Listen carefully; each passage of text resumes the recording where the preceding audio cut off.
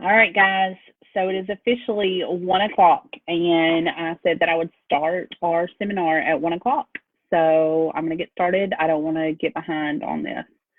All right. So this video is going to be about your first step in the home buying process and when to start the process. Because right now, there's a lot of questions going on, do we start the process now? Do we wait until our credit is better?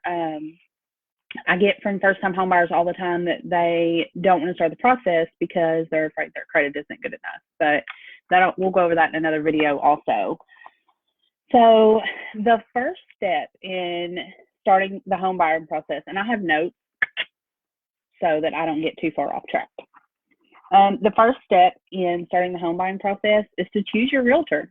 A lot of people will go check their credit, they'll talk to their neighbor's friend, they'll talk to a million different people except for the right one. You need to choose your realtor. Choosing a realtor is very important in the home buying process, and it needs to be done first. I know with me, I have a team that I have put together to help you in the home buying process, and my team works together well. So if you go choose a lender or a loan officer and then choose a realtor, or you choose a loan officer, or you find a house or whatever, if you go out of order, you could potentially end up with a team that doesn't communicate very well. And I've had those happen. I've had whenever someone came to me, they already had their loan officer, they already had everything worked out with their loan officer, and then they came to me and I would help them find their house. We would start the process and their loan officer ghosted. I would try everything to get a hold of the loan officer. I would go a week, 2 weeks without hearing from him. So it's best to choose your realtor first and let them guide you in the right direction with some different loan officers. Am I saying that I work with only one loan officer? Heck no.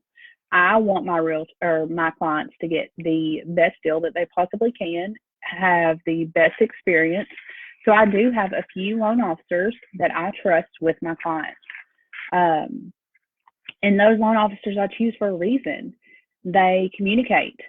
They do everything possible. They take care of my clients the way that I take care of my clients. So it's important to make the first step the right step. And that is choosing your realtor.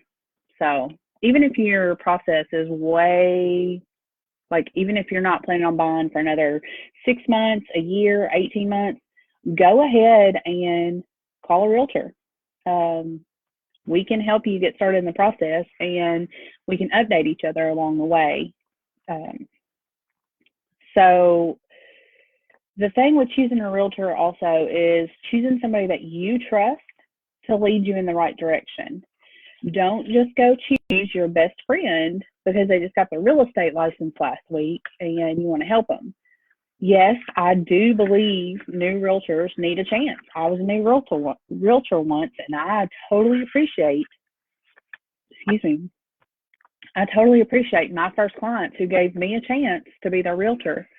If you are going to choose your best friend who just got their real estate license last week, be sure that they have a mentor, that they are smart enough to ask for help and not try to do it on their own in the very beginning. That's a big fault of a lot of people when they first get started in something, is they don't ask for help.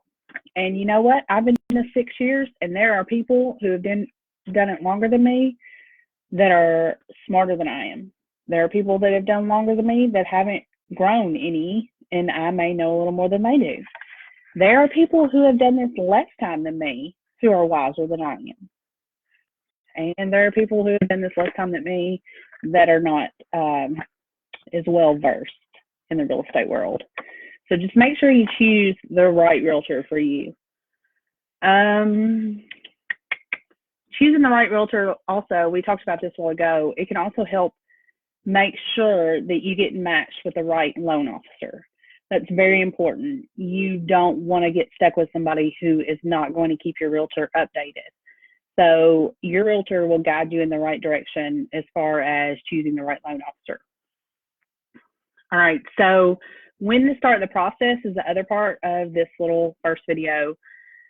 Many people think that their credit is not good enough to get started, and they try to work on their credit.